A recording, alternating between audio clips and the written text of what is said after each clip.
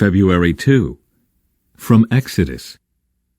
When Pharaoh's horses, chariots, and charioteers rushed into the sea, the Lord brought the water crashing down on them. But the people of Israel had walked through the middle of the sea on dry ground. Then Miriam the prophet, Aaron's sister, took a tambourine and led all the women as they played their tambourines and danced. And Miriam sang this song, "Sing to the Lord, for he has triumphed gloriously. He has hurled both horse and rider into the sea." Bitter water at Marah. Then Moses led the people of Israel away from the Red Sea, and they moved out into the desert of Shur. They traveled in this desert for 3 days without finding any water. When they came to the oasis of Marah, the water was too bitter to drink. So they called the place Marah, which means bitter. Then the people complained and turned against Moses. "What are we going to drink?" they demanded. So Moses cried out to the Lord for help, and the Lord showed him a piece of wood. Moses threw it into the water, and this made the water good to drink. It was there at Marah that the Lord set before them the following decree as a standard to test their faithfulness to him. He said, "If you will listen carefully to the voice of the Lord your God, and do what is right in his sight, obeying his commands and keeping all his decrees, then I will not make you suffer any of the diseases I sent on the Egyptians, for I am the Lord who heals you." After leaving Marah, the Israelites traveled on to the oasis of Elim, where they found 12 springs and 70 palm trees. They camped there beside the water. Then the whole community of Israel set out from Elim and journeyed into the wilderness of Sin, between Elim and Mount Sinai. They arrived there on the 15th day of the 2nd month, 1 month after leaving the land of Egypt.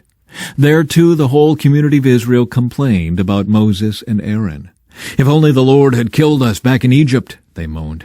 "There we sat around pots filled with meat and ate all the bread we wanted, but now you have brought us into this wilderness to starve us all to death." Then the Lord said to Moses, "Look, I'm going to rain down food from heaven for you. Each day the people can go out and pick up as much food as they need for that day. I will test them in this to see whether or not they will follow my instructions. On the 6th day they will gather food, and when they prepare it, there will be twice as much as usual." So Moses and Aaron said to all the people of Israel, "By evening you will realize it was the Lord who brought you out of the land of Egypt. In the morning you will see the glory of the Lord, because he has heard your complaints, which are against him, not against us. What have we done that you should complain about us?"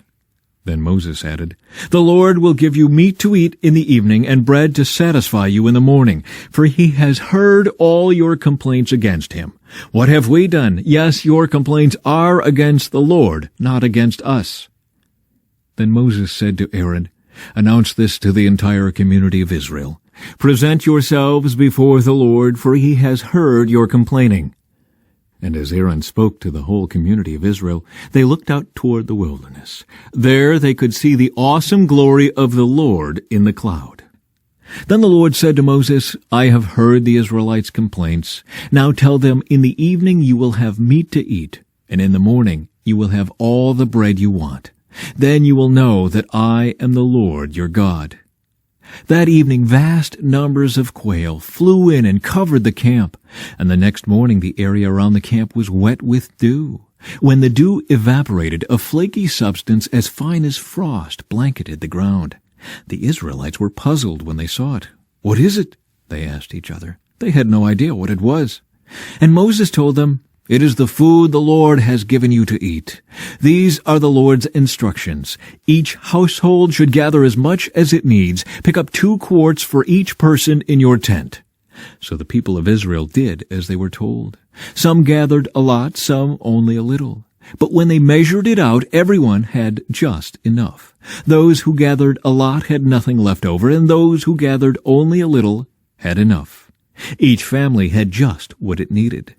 Then Moses told them, "Do not keep any of it until morning." But some of them didn't listen and kept some of it until morning. But by then it was full of maggots and had a terrible smell. Moses was very angry with them. After this the people gathered the food morning by morning, each family according to its need. And as the sun became hot, the flakes they had not picked up melted and disappeared.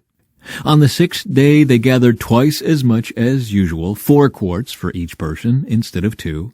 Then all the leaders of the community came and asked Moses for an explanation.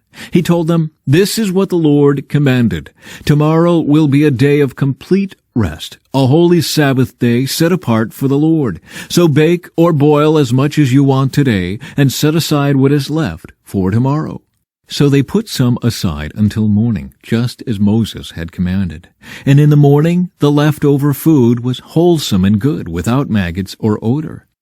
Moses said, "Eat this food today, for today is a Sabbath day, dedicated to the Lord. There will be no food on the ground today. You may gather the food for 6 days, but the 7th day is the Sabbath. There will be no food on the ground that day." Some of the people went out anyway on the 7th day, but they found no food. The Lord asked Moses, "How long will these people refuse to obey my commands and instructions? They must realize that the Sabbath is the Lord's gift to you. That is why he gives you a 2-day supply on the 6th day. So there will be enough for 2 days. On the Sabbath day you must each stay in your place.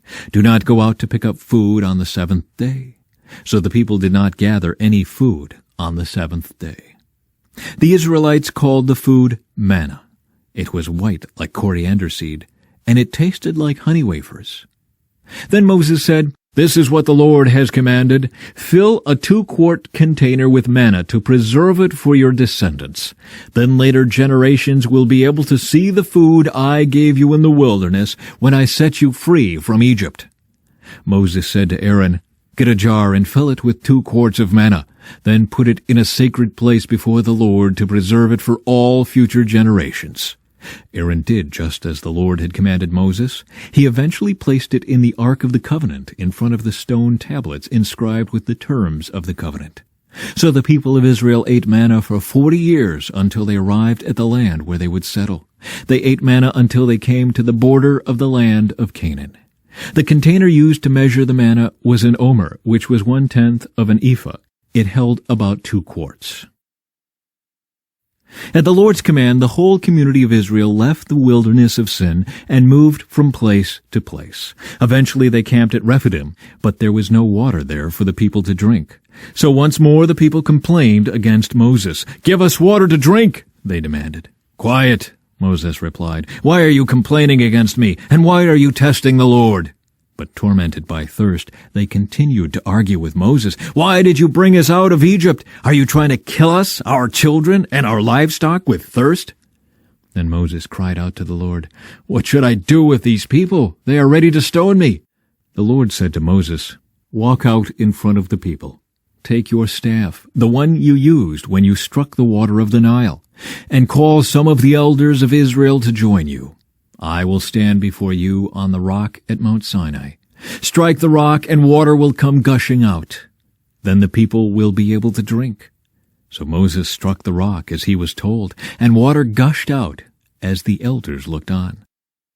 Moses named the place Massah, which means test, and Meribah, which means arguing, because the people of Israel argued with Moses and tested the Lord by saying, "Is the Lord here with us or not?" From Matthew, chapter 22.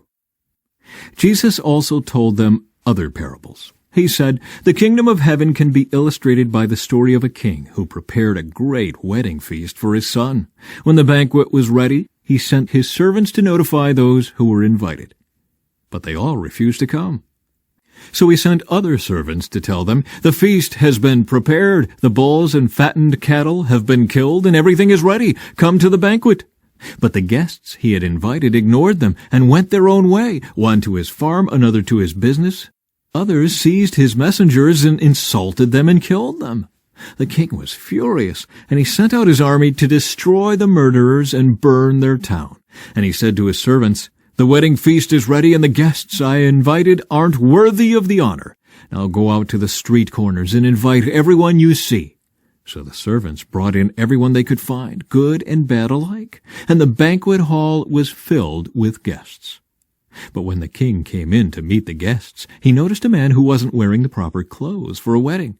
"Friend," he asked, "how is it that you are here without wedding clothes?" But the man had no reply. Then the king said to his aides, "Bind his hands and feet and throw him into the outer darkness, where there will be weeping and gnashing of teeth. For many are called, but few are chosen." Taxes for Caesar. Then the Pharisees met together to plot how to trap Jesus into saying something for which he could be arrested. They sent some of their disciples along with the supporters of Herod to meet with him. "Teacher," they said, "we know how honest you are. You teach the way of God truthfully. You are impartial and don't play favorites. Now tell us what you think about this. Is it right to pay taxes to Caesar or not?" But Jesus knew their evil motives. "You hypocrites," he said, "why are you trying to trap me? Here, show me the coin used for the tax." When they handed him a Roman coin, he asked, "Whose picture and title are stamped on it?" "Caesar's," they replied. "Well then," he said, "give to Caesar what belongs to Caesar, and give to God what belongs to God." His reply amazed them, and they went away. Discussion about resurrection. That same day, Jesus was approached by some Sadducees, religious leaders who say there is no resurrection from the dead. They posed this question: "Teacher, Moses said if a man dies without children, his brother should marry the widow and have a child who will carry on the brother's name. Well, suppose there were 7 brothers. The oldest one married and then died without children. So his brother married the widow. But the second brother also died, and the third brother married her. This continued with all 7 of them. Last of all, the woman also died. So tell us, whose wife will she be in the resurrection? For all 7 were married to her."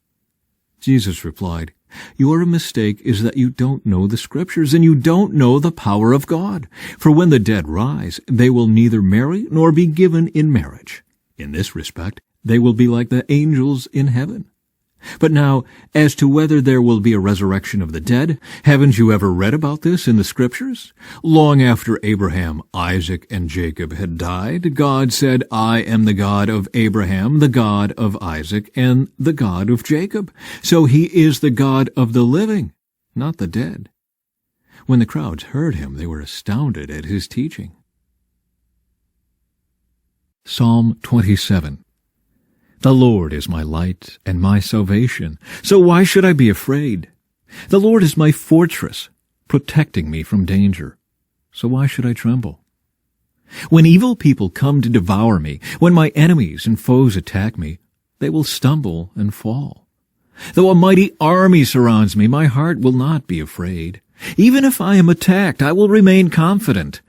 The one thing I ask of the Lord, the thing I seek most, is to live in the house of the Lord all the days of my life, delighting in the Lord's perfections and meditating in his temple. For he will conceal me there when troubles come. He will hide me in his sanctuary. He will place me out of reach on a high rock.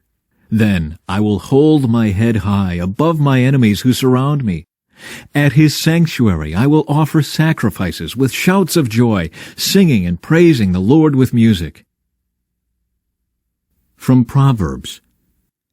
My son, obey your father's commands, and don't neglect your mother's instruction.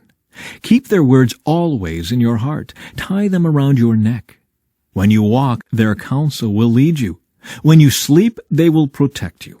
When you wake up, they will advise you.